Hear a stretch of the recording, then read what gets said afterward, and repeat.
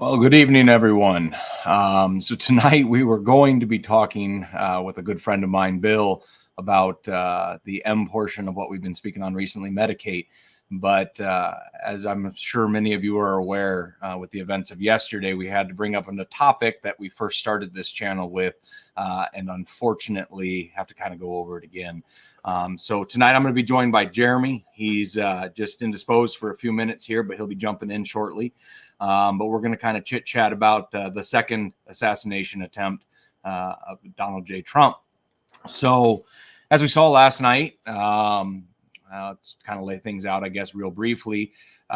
Trump was apparently golfing, I believe, at a West Palm Beach golf course and was jumped on hole 5, I think it was. There was apparently a sniper's nest that was in that region by one Ryan Ruth, and a Secret Service member saw a barrel sticking out of the front of the chain link fence.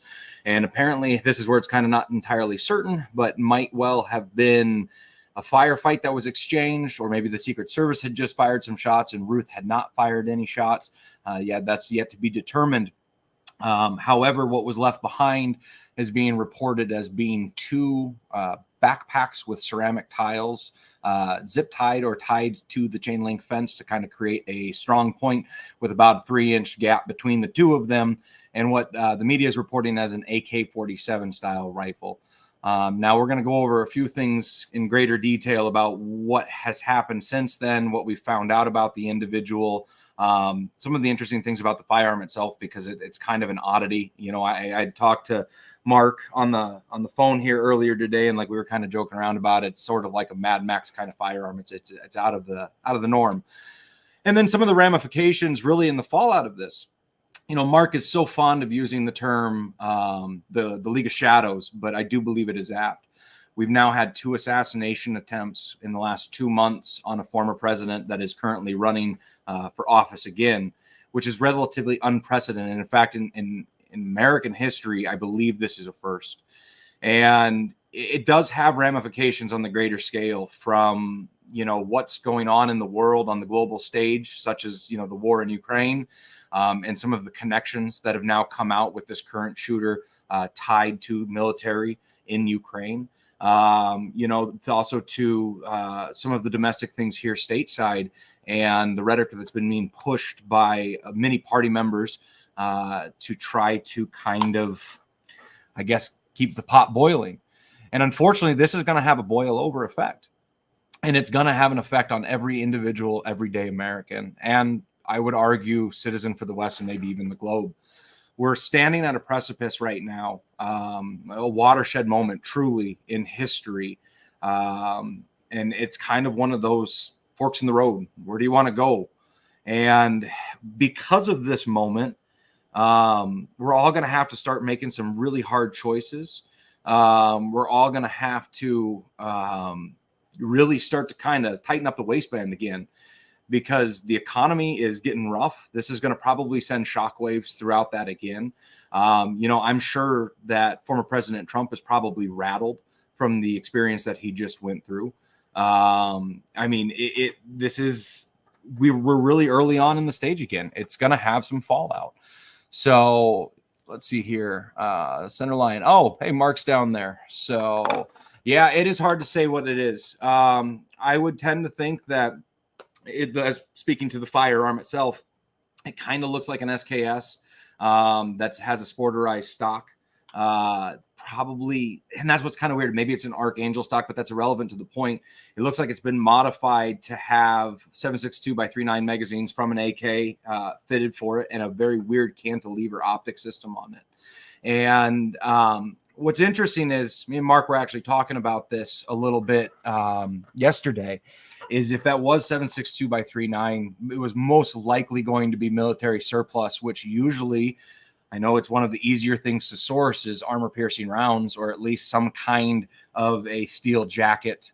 And if it was going to be following standard doctrine, to my understanding of the Secret Service, had that engagement taken place, had he been able to fire on it, like we saw in the last assassination attempt, the former president would have been dogpiled by the Secret Service agents.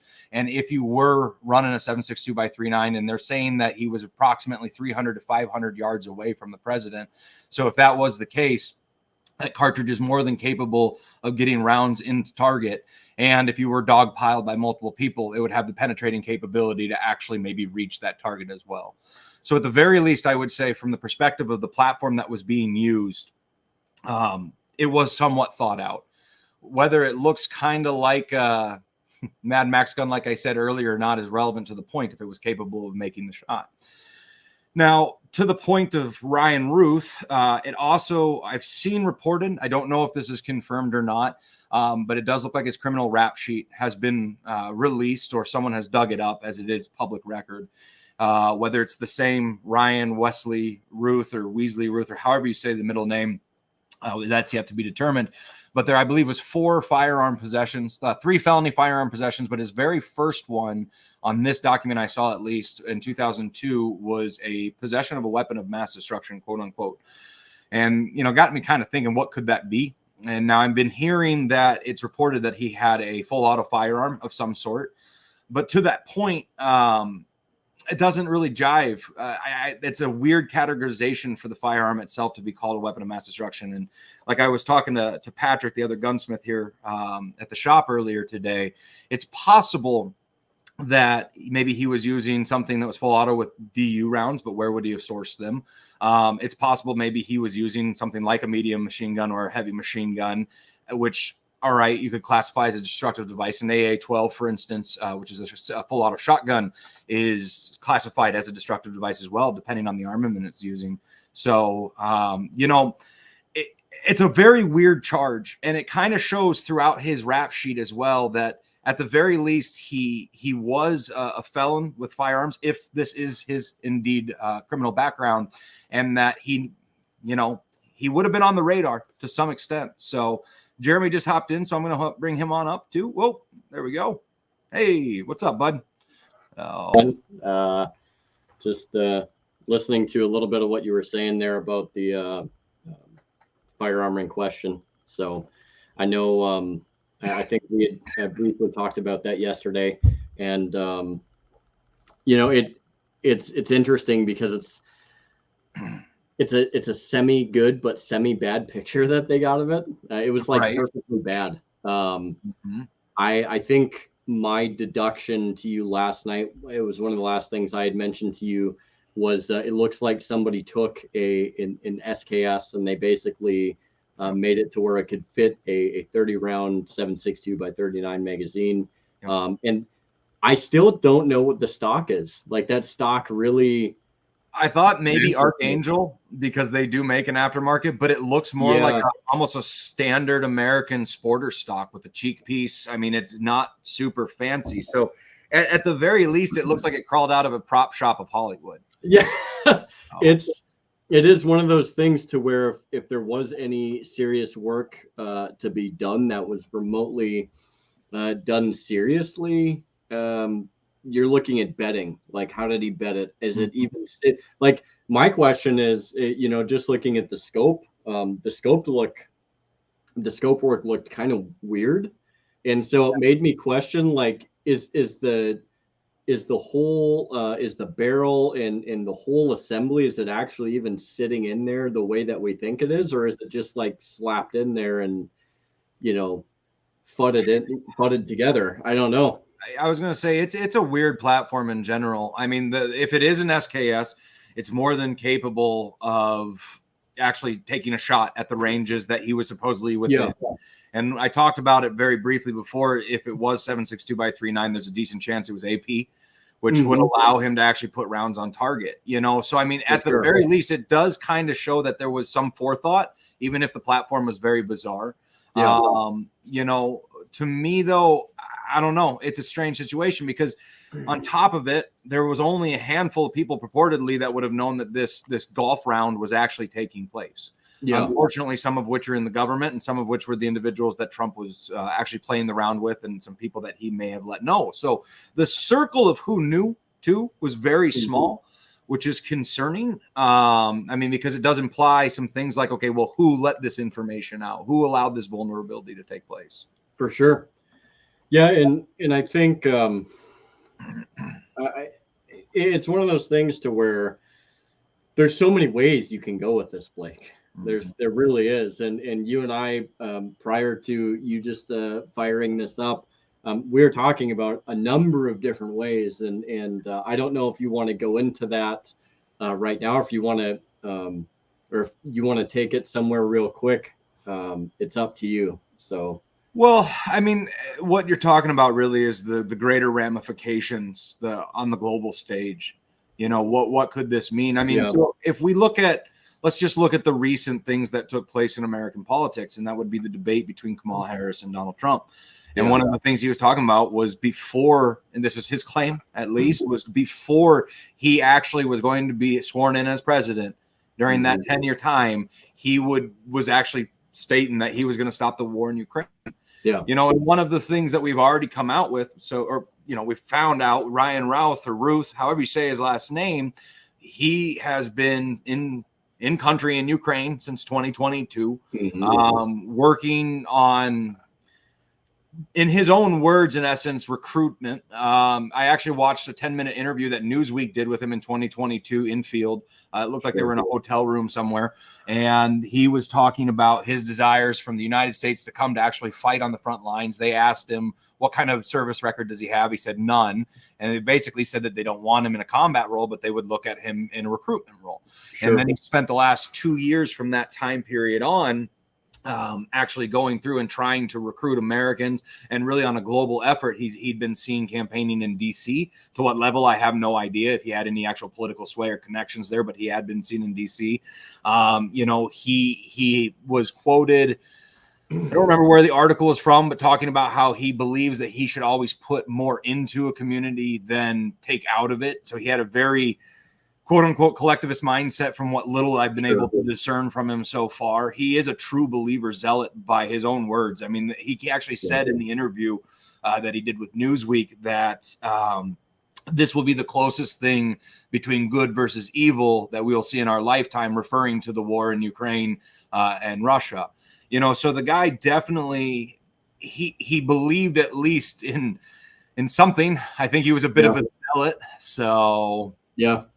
And when you had first initially brought this up, I believe it was via a different form of communication. I'm not going to out what that form is, just for the sake of our own security. But it's interesting because I remember back during the first attempt, and I was explaining this to you, and I hadn't been sure if you had heard of this, but there was a very short, like 2 to 3 day window where it had been suggested or they had alluded to the fact that Crooks, the very first guy that was involved in the first attempt, not only had ties to BlackRock, which he was literally featured in a video. And that isn't that kind of funny too. Both of these guys are featured in very big videos, right?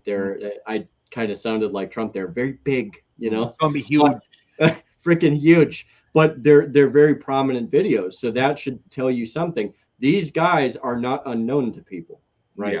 Like they are, but they're not. The other piece that I had brought up and posited to you is they had suspected that Crooks, who, for full disclosure, for people that don't know my position on this, I believe he was there. I believe he was part of it, but I do not believe he was the primary shooter. And we might be able to get into that as we tie everything in. But Crooks was assumed to have had contact with people within Kiev of a higher ranking government agency, potentially the SBU. There was a couple hims and haws and some stories that I had read.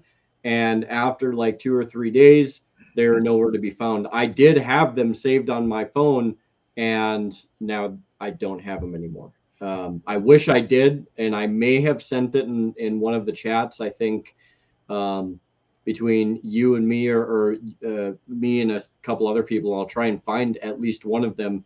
But I thought that was very interesting. And now you have this situation where this Ruth guy, he has connections.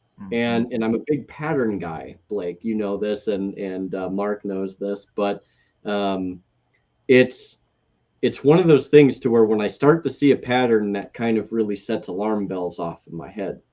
And it makes me wonder, why is it that both of these people have some connection to Ukraine? Why is it that in Ukraine you have BlackRock, and why is it that Crooks had a tie to BlackRock? It's very, and you were just talking about the idea of how he would try, Trump would try to mediate a peace deal before he would get elected. Who does this threaten? This threatens very prominent people, of which we will get more into, but I want to leave it there and allow you to kind of add something to it. Well, I'm glad you brought up Crooks, because we do need to cross-examine the two events, because there's some eerie similarities to it. Yeah. In one case, why was Crooks in the number one spot you would pick to try to make an easy shot? And why was that area a blind area? Right. Same sort of situation now with Ruth, or however the hell you say his name. I don't really care. But why was it that he had a window of opportunity, where he was stationed in the right area, where he was able to take a shot at the former president, and this wasn't seen? There was no one, because to my understanding, I saw a picture of the crime scene investigators. They were standing like 12 foot outside the bushes, and there was a sidewalk. And this guy was able to just beat there how long? Yeah. So there's too many holes, in both the story and apparently security. And we heard in the press conference last night that one of the questions from one of the reporters was, why wasn't there more assets there? And, there was a lot of ass covering. Honestly, is what happened after that. Well, we didn't, had he been the president, we'd have cordoned off the entire place, shut it down, yada, yada, yada. But no, instead, this guy was able to have not only a sniper's perch set up with a makeshift barricade or long gun sitting there, but then again, he also had a getaway car that was close enough that he could flee before. There's too many weird things. And then supposedly it was a drone footage that got a description of the vehicle, which led to an arrest from a local officer. So, there's too many inconsistencies, too many. There's too much bullshit. Let's just call it what it is. It's too much bullshit. And we've seen it in both cases.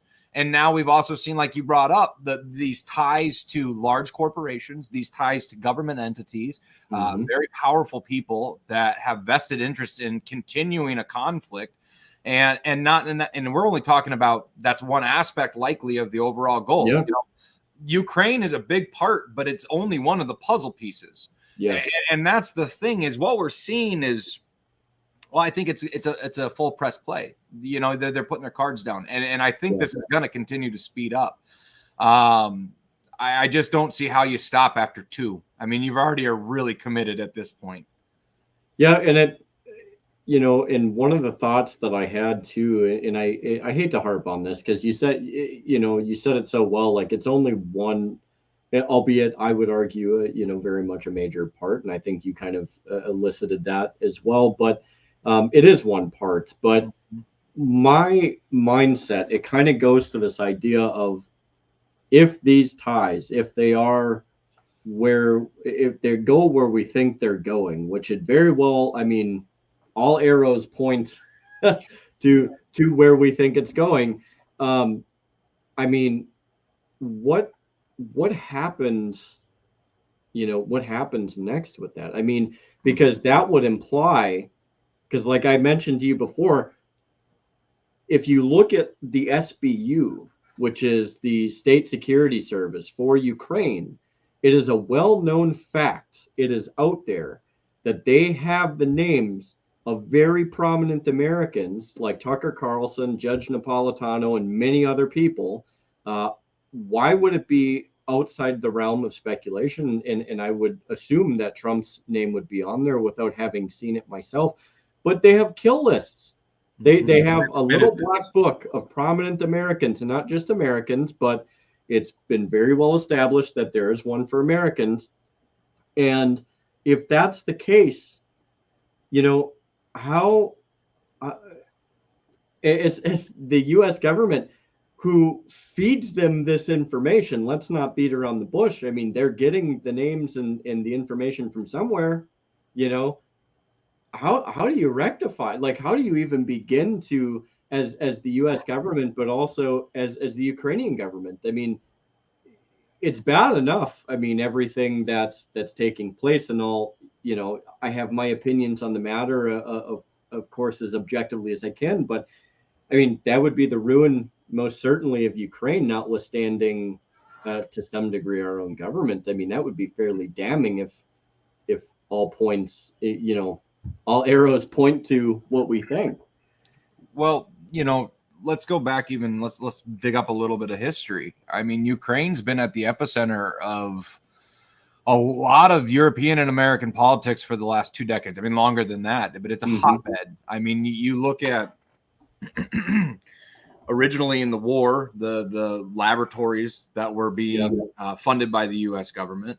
But let's go back on like an even further scale. The supposed current president, Biden's son, and his dealings with Burisma and some of the other things that went on there, and the prosecutor that got fired. You go back even further, you can find multiple different situations inside of the Obama presidency, in the Bush presidency. I mean, like this place has been, and we kind of talked about it on the phone a little bit earlier. This is the honeypot of Europe.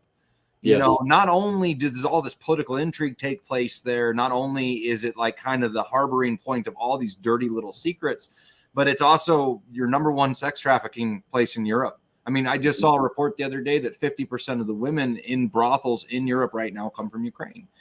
I mean, you look at what's happening to that place and all of the dirty secrets that it holds, and it makes sense that one, it looks like maybe these individuals that tried to assassinate Trump were potentially radicalized, or at least this one specifically in Ukraine. And you look at all of the things that actually come into our domestic politics that tie into Ukraine, and there's a lot of skeletons in the closet, man. Oh yeah, and it's and granted, I just want to point this out one more time. It's one of many parts, but I would argue that it's a major part. I think there's a lot that we can go on, but I think we've kind of made the point about Ukraine. There's clearly something there. What that is, I can't tell you for sure. I can only go based off of what I know about what's currently going on there, what I know about some of the activities and the goings on there pertaining to certain government agencies and entities and stuff like that. It's literally a playground for chaos. And if anybody wants to go there and create chaos, you can do that basically carte blanche. Let's not make any mistake about it. It's a free for all, at least as it pertains to the Ukrainian side. Whether that's the same on the other side, I don't know. If it is, they certainly hide it a lot better than Ukraine does. But that being said, I do kind of want to pivot back, if you don't mind, just briefly on some of the gear that was supposedly staged there. And during one of the conversations that we had, I believe it was yesterday, you had mentioned how they said, how they said that it was backpacks with ceramics in it. Ceramic tiles was the actual exact words they used. It was very strange. And it's, it's very weird because in this, and maybe like, I feel like this is important, but when you have investigators there, these are supposed to be smart people. I mean, they're supposed to be educated individuals.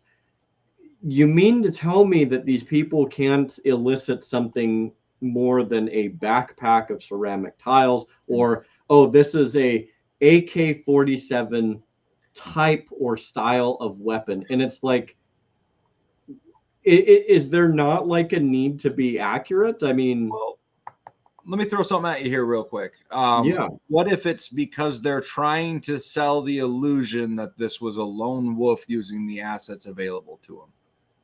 Oh, of course. I mean, it's very, very possible that that's the route that they want to go. I mean, it's not like they haven't tried to do that before, and it's not like they haven't tried to represent that before. It does get a little bit shaky though when this is a guy, and perhaps this is me reaching a little bit, Blake, but you have a guy that's been to Ukraine, that's been spotted in a video in Ukraine, that's had ties to very prominent people and organizations in Ukraine. Um, and I, we talked about this a little bit. The word merc gets floated around. So if he was in fact a mercenary, and they say that, or there is this narrative that he wasn't in fighting at all, but perhaps maybe he was, would it not at least be possible that if that's the case, that this guy would use a platform and use resources that are a little bit more effective than just some cobbled together crap, given the fact that if you look at some of these mercenary groups over in Ukraine, and again, it's, I'm playing this out a little bit. If that's the case, especially if it was a mercenary group associated with Azov, we're talking about people who have the best kit at their disposals, cutting edge equipment, supposedly. And you want me to believe that this guy somehow, if he had those ties, wouldn't be able to get his hands on something a little bit more effective? Right. I don't buy that. Especially something that looks like it was duct taped together on an M7, a Winchester Model 70 stock, for God's sakes. I mean, I get that's reaching, but it just, like you said before, it doesn't make sense. Well, I'm not sure we were even supposed to know this guy. I don't think he was supposed to. For one, I don't think he's supposed to be alive. Yeah. If we're really playing in the realm of conspiracy, that there's a bigger thing afoot, and this wasn't just a lone wolf. This was a muck up. This was a mistake. So, how you doing tonight, Blackbeard? I'm hanging in there. How are you guys doing? I'm just talking about the bull crap, man. So, as you guys were talking, it made me think about something that I've been pondering for a few years, maybe not in the depth that it deserves, but it's this. It's that concomitant with the progressive evolution of technological development, we've moved further and further away from operating through our body, and we're digging deeper and deeper inside of our minds. And as a reflection of that, you see that playing out in warfare, where originally, at least from a European context, people would dress in uniforms, which is the one form, right? Uniform. But they weren't given any thought to, like, it's certainly not visual deception, right? People would literally stand in lines and shoot each other, and then race in, you charge in on horseback and swashbuckle it out a bit. But then that changed as technology improved. Standing in line wasn't the most brilliant strategy for the most part, and so you start employing. They're older, more tribal people, like the Picts use these guerrilla warfare against the Romans, but but we started moving in that direction, and now we had fighter pilots manned by men, and we still do, but then it became drones. And then it became, well, now there's the cyber world. Well, now there's cyber warfare. So everything is pulling because of technology in a more insular way. In the same, and you see this also reflected in human civilization, where though we're ever more connected, I'm talking to you, we don't live in the same states even.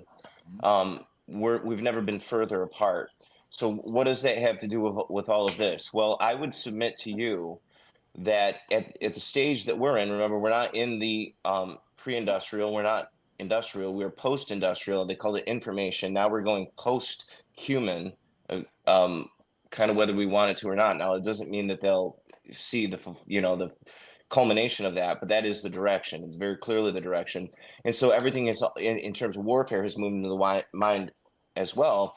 And so a premium has been put on the psychological aspect of warfare over the overt and obvious kinetic aspects of it.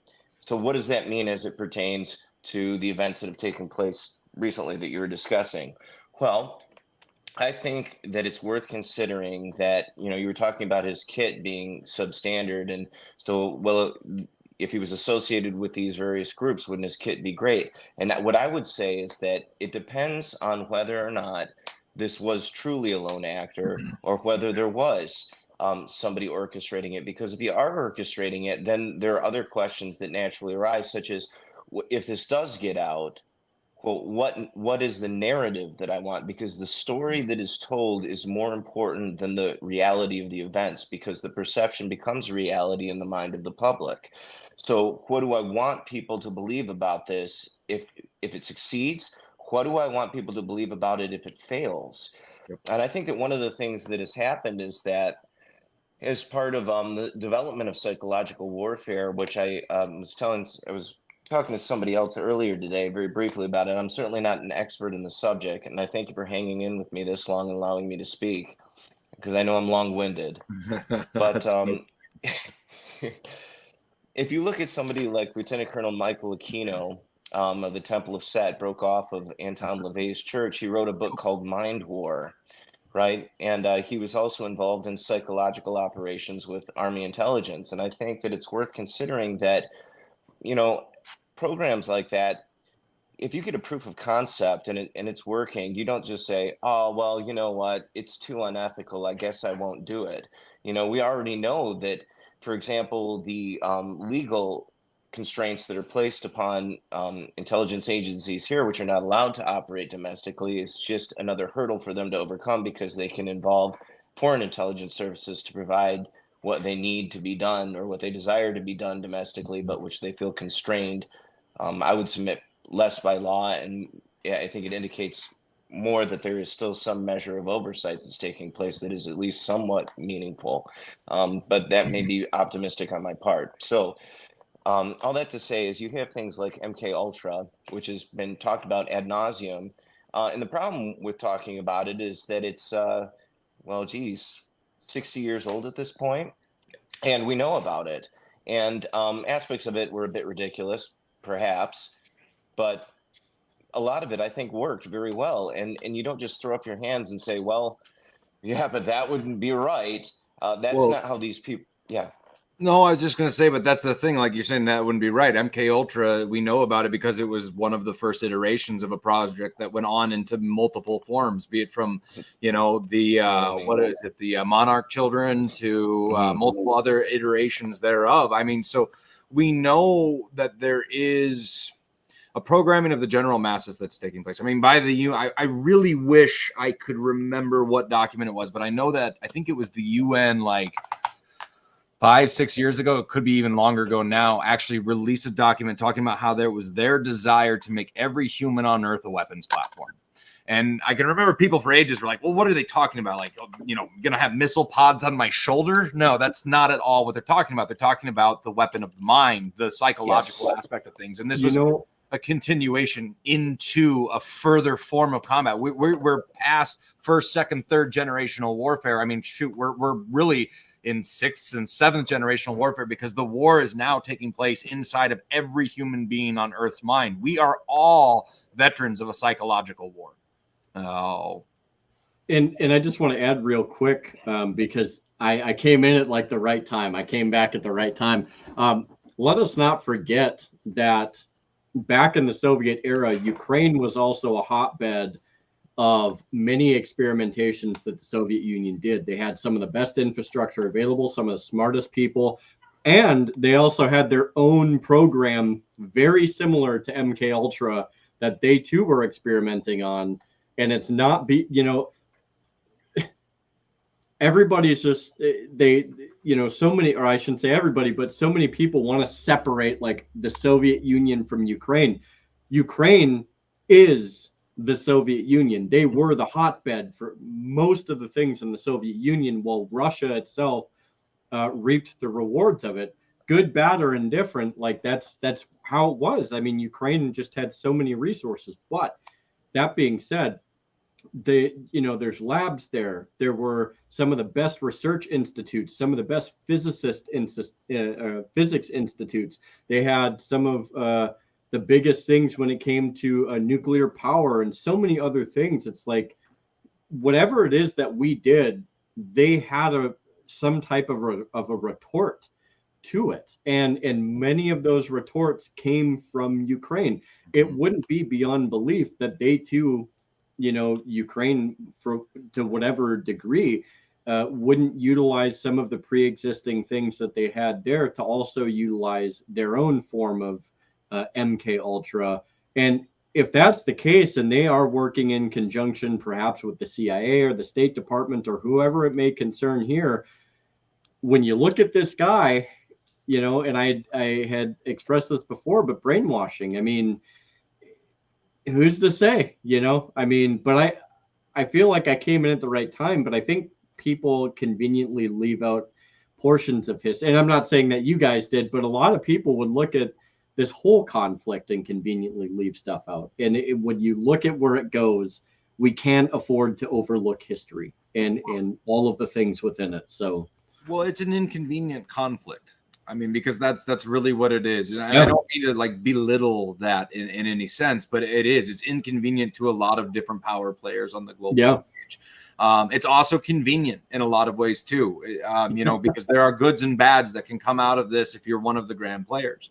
But I think going to the kind of the MK Ultra sort of thing is, there's potential that maybe this shooter was brainwashed. Maybe there was something that happens there. But in the same breath, it's not a leap of logic either to say that the environment that we are now existing in that is so high stress, so commonplace for people to have to deal with things like mission creep, where you will have individuals that can be lone wolves. So I don't want to discount the possibility that this was one of those situations, but there are too many other coincidences, like how did he know the position and things like that. So it leads to this grander conversation. I mean, if we're trying to take things in a logical way, and granted, I mean, he might say that this is not a logical conversation around it, but if you try to see, okay, so if A plus A equal, or 1 plus 1 equals 2, what is 2 plus 1 equals is equal 3, and you try to track these things down, and there's just, the problem is we're grasping at straws to a certain extent because we have more information than the first assassination attempt, but we still don't have a lot of very clear information. And I do want to bring. Oh no, go ahead, Blackbeard.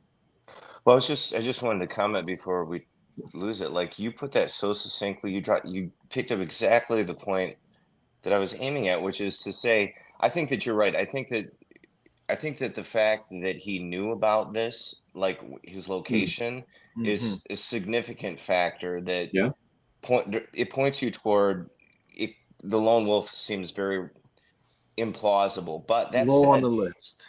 Low on the list. But what you were saying, Blake, before is exactly what I was getting at. Is they've taken the individual lessons that they have learned from the mind control operations on targeted individuals, and they have, and I don't know exactly yet when they started doing it, but they started directing it at scale. They're using it on the broad populace at large, and perhaps the demented beauty of that is that if you are able to generate lone wolves operating on their own, truly operating on their own, the level of plausible deniability, doesn't even need to be plausible. It wasn't us.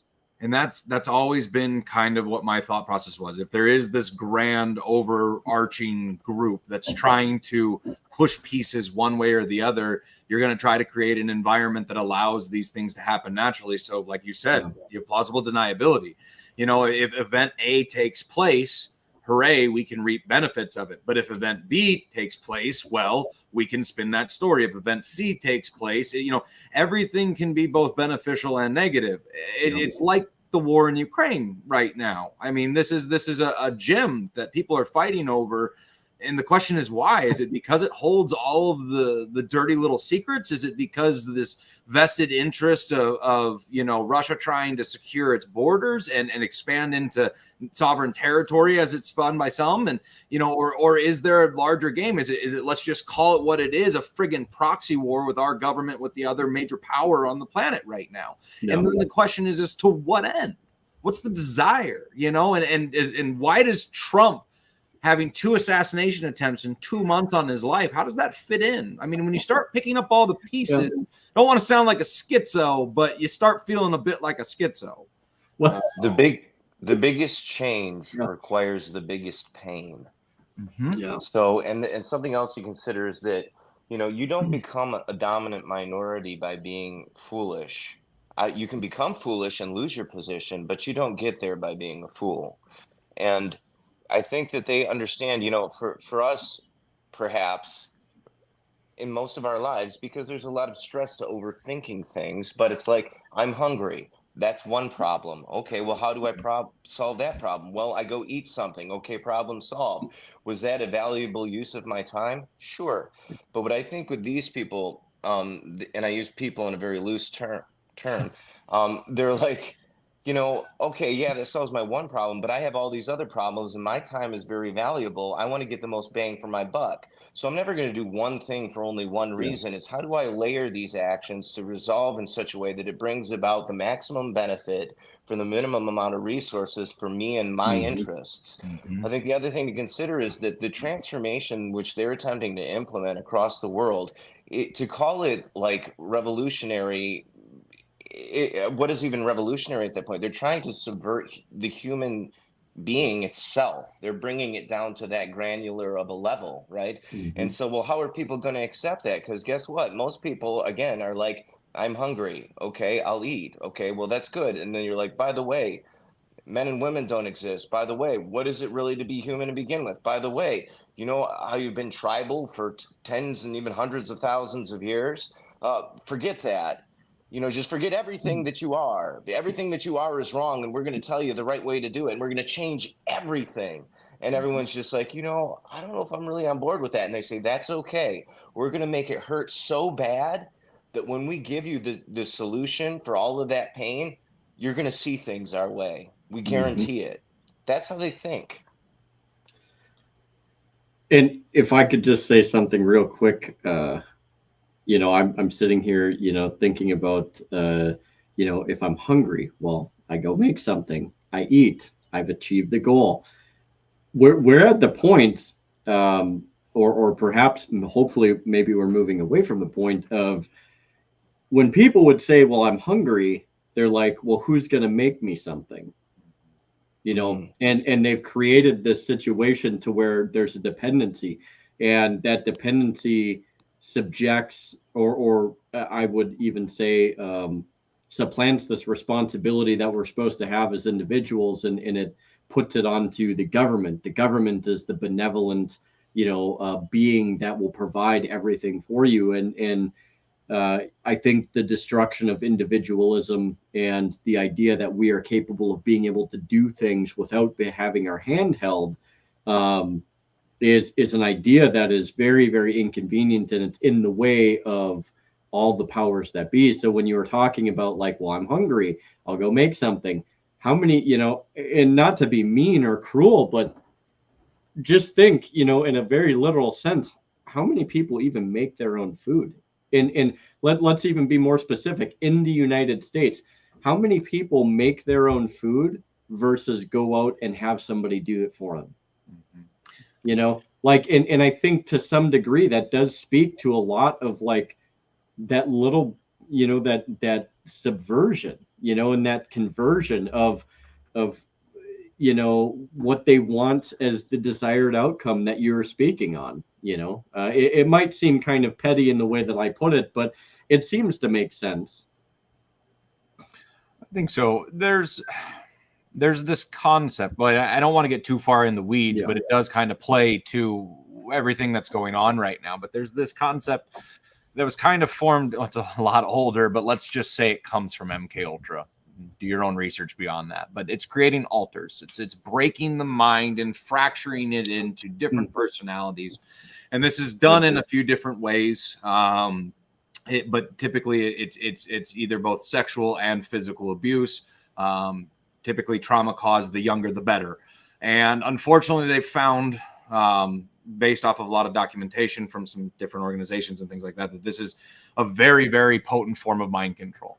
And in a sense, like we're talking about with the scaling of things, if you look at our culture and what's happened in the West specifically, and how we are constantly fed a diet of hypersexualization, hyperviolence, we are sold a diatribe of the left versus right dichotomy, and that there's always this fight that has to take place, that the other is so different than you, and try to keep everybody at these heightened levels of adrenaline, these heightened levels of various other chemicals and such, and just keep you in this locked into this state. And what they're doing is they're creating a lot of manic individuals. They're creating the potential for a lot of potentially lone wolves, like we're talking about, if we're going down that realm, but still allowing, like you said, Blackbeard, a minimum amount of assets being devoted to that thing, allowing for the maximum amount of reward, which allows you to do this on a relatively small scale if you have the assets, meaning it doesn't have to be some grand conspiracy. And certain aspects of these groups have revealed their hand. I mean, Klaus Schwab, the former head of the World Economic Forum, I believe he called it the fourth turning, but talking about this transition into this new age, this post-industrialist age, this post-information age. And, I mean, it's where the famous internet quote from, you will own nothing and you will be happy. I mean, this is the concept behind it. And yeah, I don't want to say that these are the shadowy figures that are running the whole dang world, but sometimes it comes across that they're the foot soldiers, at least, and when you look at, I mean, again, I can't stress this enough, 2 months, 2 assassination attempts, first time in American history, as far as I'm understanding, that this has taken place, and so brazenly. I almost feel like, is this going to be a Fibonacci spiral? We had one 2 months ago. Now we have this one. Is the next one going to be a month away? And then it's going to be 2 weeks away. And then it's a week every week. And then, I mean, because I don't know if it is, let's say, not lone wolves. All right. Then how can you stop now? I mean, if this is a bigger plan, how can you put the brakes on at this point? You are fully committed. Yeah.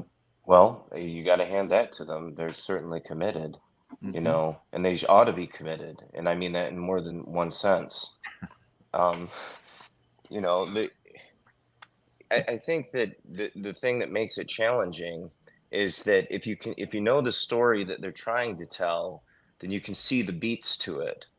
And the problem is that I don't think anybody that isn't read into it, and I'm not, is really 100% sure what the story is that they're trying to tell, because the story is what it's about. It's about the story. And I know that sounds like ridiculous, but that's how people think, is in terms of story. So that's all part of the manipulation of the psychological intentions of the public at large. I just don't know. I'm just not entirely sure. I know that I saw this years ago. I knew that when the money broke down, we would be entering the next world war, and we will enter the next world war. And everybody it's easy to say now, well, yeah, I mean, look at it. I mean, it's like Russia and all this going on. And it's like, yeah, but fundamentally, the reason this is there's many reasons, but I would say that the primary reason this is happening is a religious reason, which is they want their uniform utopia of managerial absolute total spectrum dominance and control. But just below that is that they broke the money system. And you know what, I say good riddance to it, even if it means our death, because it's so corrupt. I mean, they create money from nothing and charge everyone interest to turn them into modern slaves. Where we would pretend that we're not because we have a microwave. It's like, yeah, but look at all your technology. But you don't measure the success of a civilization by how many electrical trinkets are in your house, or, well, I have a car. Well, it's like, yeah, but what am I living for? Yeah. Chains made of gold are still chains. That's right. Yeah. That's 100%. You have a very good way of putting things very succinctly, and that's Yeah. I mean, that's what it is. If we know the story, we'll know how bad this is going to spiral. But I think that this is accelerationist, and I would expect it to continue. My question is it's like, I still remember the Trump who was like quipped, and everyone's it wouldn't do that if you were running the government, and he's like, yeah, because you'd be in jail, and everyone's like, oh, and then the day he gets in, he's like, oh, I'm not going to go. Oh, they're good people, and I'm telling you right now, he's going to do the same thing. He will do the same thing about all of the illegal immigration that's come into this country. He will turn face on that. I guarantee it. Now, he won't say, no, I'm not doing it. He'll say he's doing it, and it'll be at best a trickle, but most of it will be like a watered down way of getting them all amnesty. They're not leaving. I guarantee it. They're not leaving. And there's other promise. Yeah. Go ahead. No, go ahead. Finish your point. Well, I'm too long. I think that's good.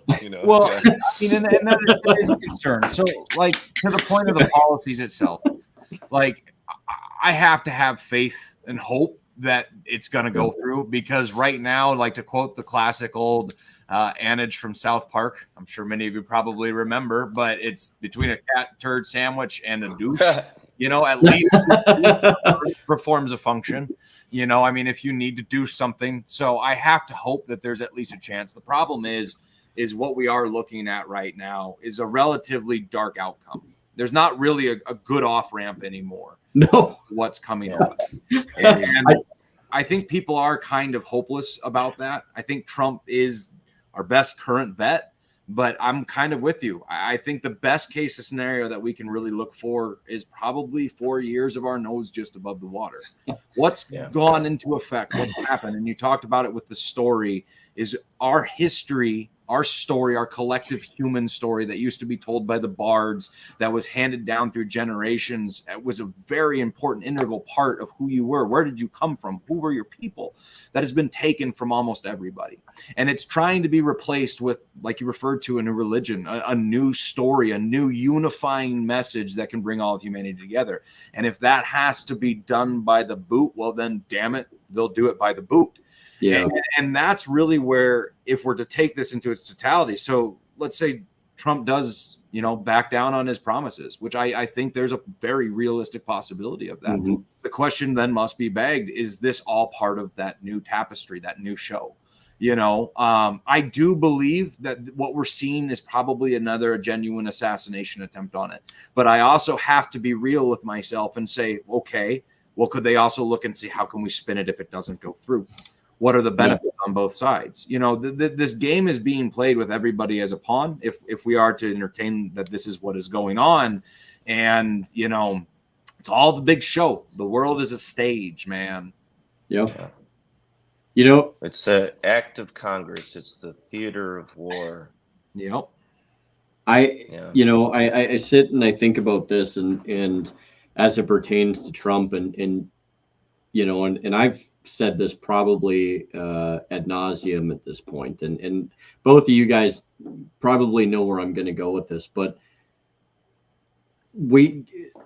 I hate to say it, but Americans have been looking in the wrong place for a very long time. We have this horrible obsession with the president. We have this horrible obsession with the federal government. We have this horrible obsession with if we just get the right person in the right place, this grandiose lie that we've been fed for not just our generation, just decades and generation after generation. It was never about that. It was always about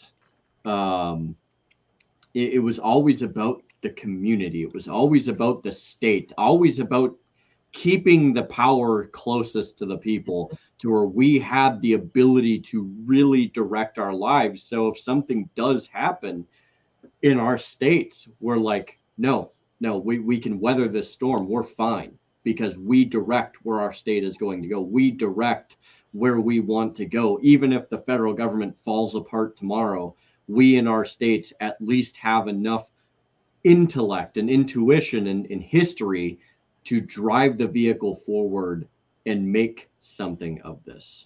Go ahead, Blake. That was always the concept behind the United States. Absolutely. For each individual nations, in essence, that are operating together for the betterment of all. I mean, that was really the kind of the concept there.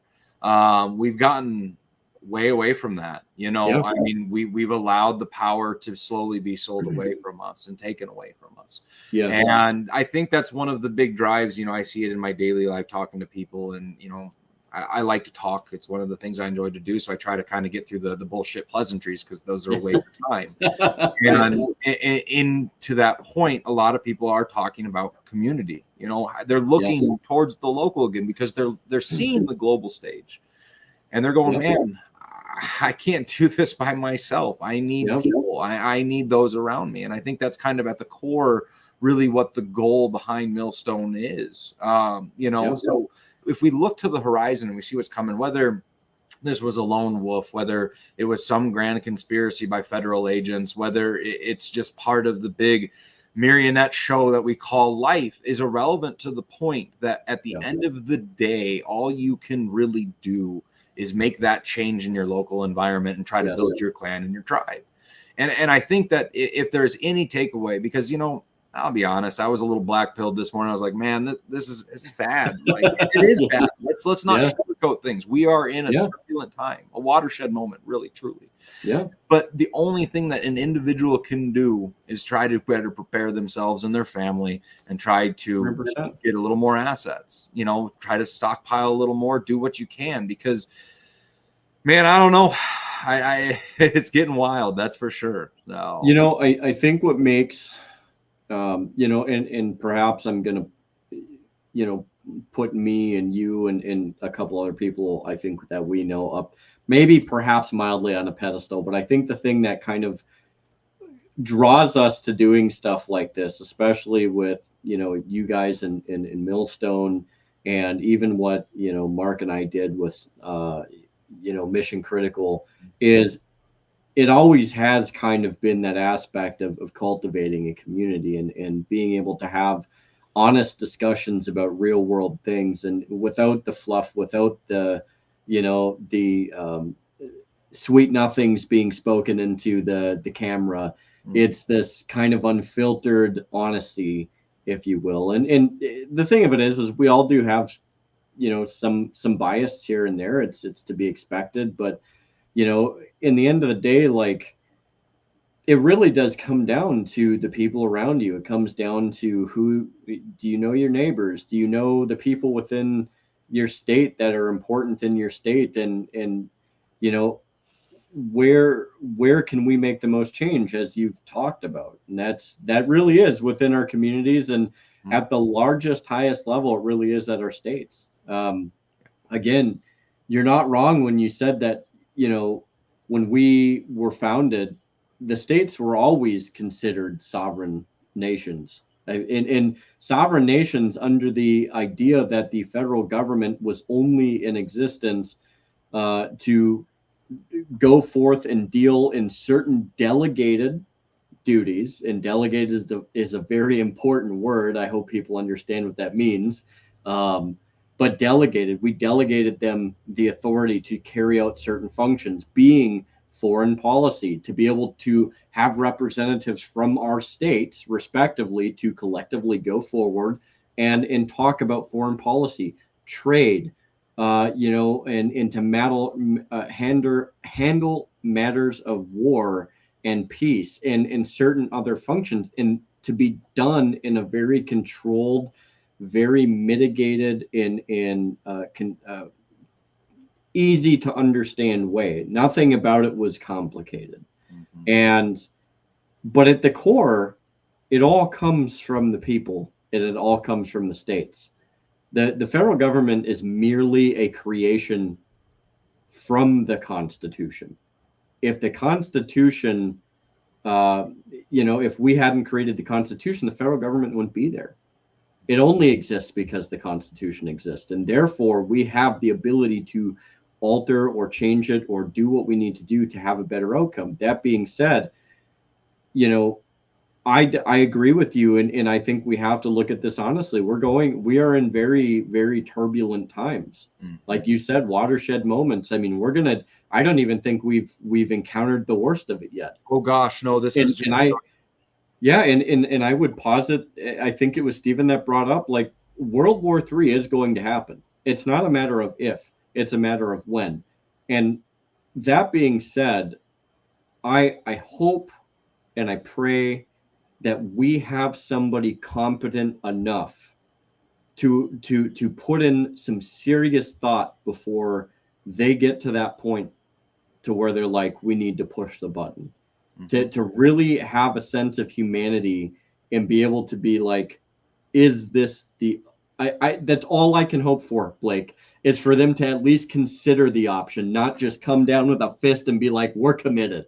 Like it's the best we can hope for. And in saying that, we need to help each other because the government ain't it.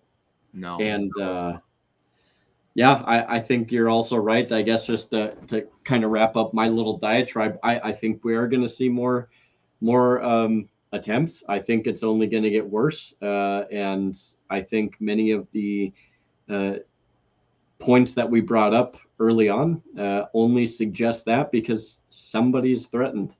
There is a threat to a power structure and they don't like it. So. Yeah, for sure. I mean, I'm afraid we're in an accelerationism time frame. I think this is only going to continue getting worse before it gets better. Yeah. I don't know what that looks like. But I mean, things are starting to happen very rapidly. I mean, it's a wild, wild world. So very much so. Honestly, we'll have to see what else comes out over the next week. I think one point we didn't really touch on, I'll bring up real quick, that I am grateful to hear it sounds like DeSantis is ordering an investigation specifically in the state of Florida that will be outside of the federal's jurisdiction. As he should. As he should. I mean, to the point of we're talking about with the 50 different little countries, you know, I mean, this is an important thing. It happened in their backyard. They need to know. And we can tell from the Crooks assassination attempt that we would not get that answer anyway. So this is there's some hope that there's a little bit of information that comes out. The question is that information that comes out dangerous enough for the power structure to revolt and act out against it? I mean, that's we're now in an odds game. Actions have started that can't be stopped. Reactions will happen to that. We don't know what those are yet, but this is a very, very fluid state across the globe right now. I'm very interested and concerned to see what's going to happen in the coming months. So and I want to just remind people, like, it's you don't ask. We're beyond the point of politely asking, especially for people in Florida right now. You all should be demanding an answer. I don't care if you like Trump, if you dislike Trump. This is bigger than Trump even.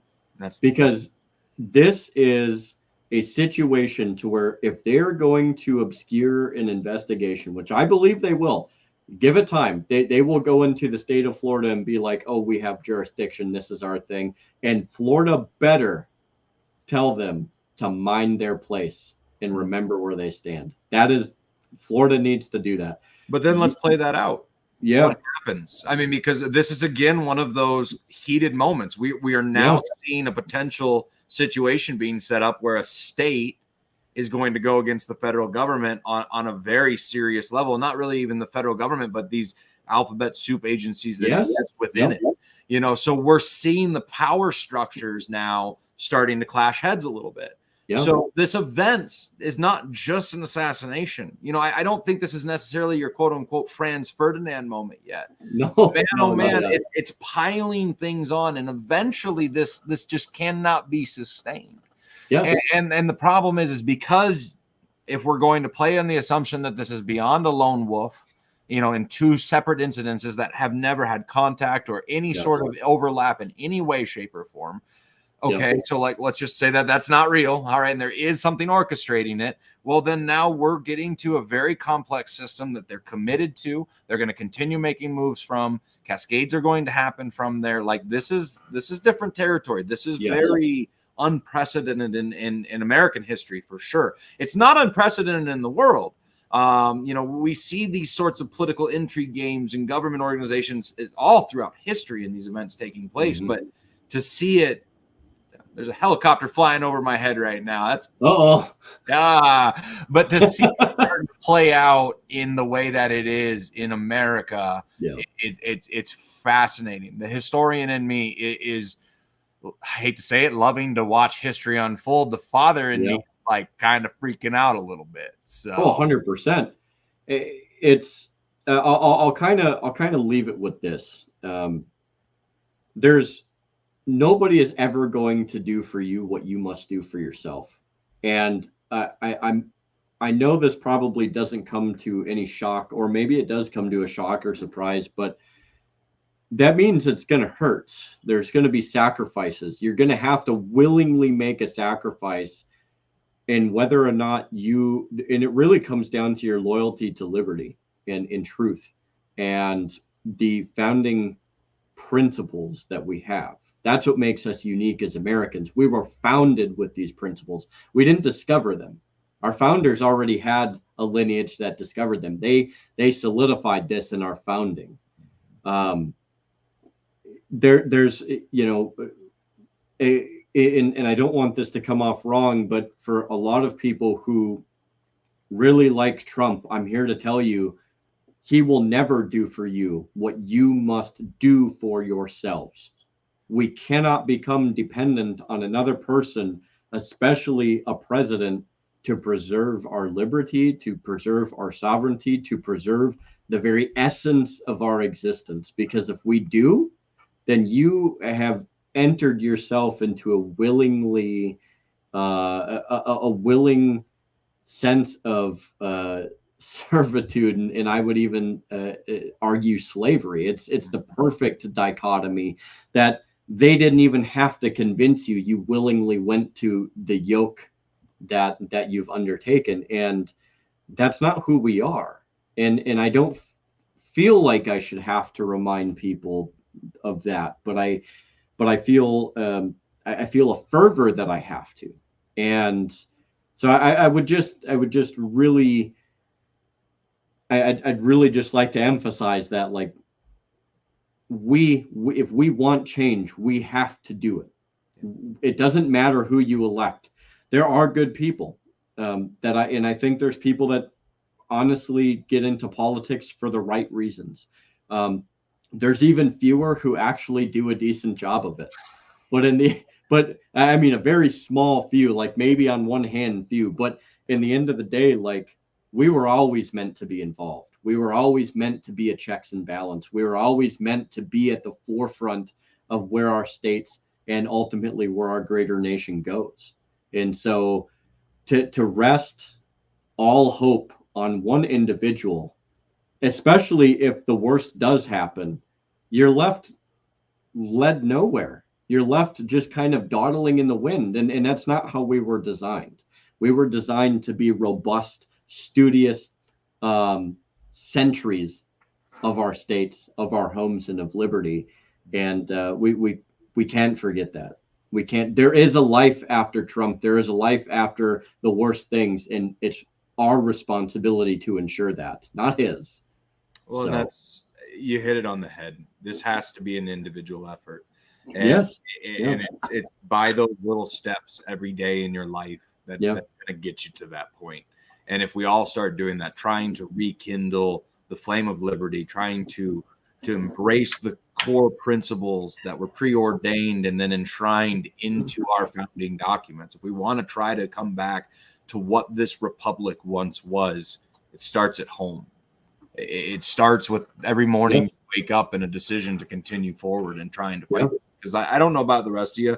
I don't want to see that beacon of civilization get snuffed out, because the flame's dwindling right now. And we are seeing that, as Klaus Schwab says, the fourth turning.